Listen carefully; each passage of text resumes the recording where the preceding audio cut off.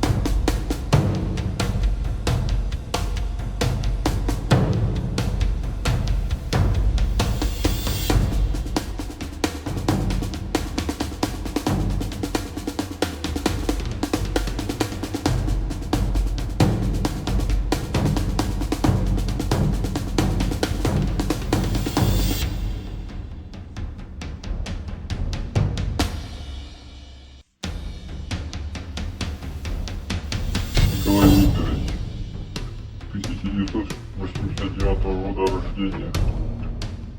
Мозоль Ярослав Егорович, 88 года рождения.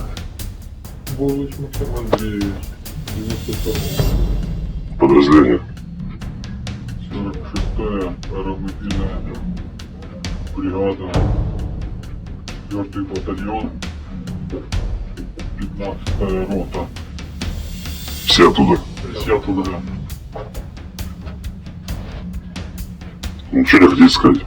Спасибо 68-му железному полку, мотоцикловому батальйону за те, що нас заставили живих.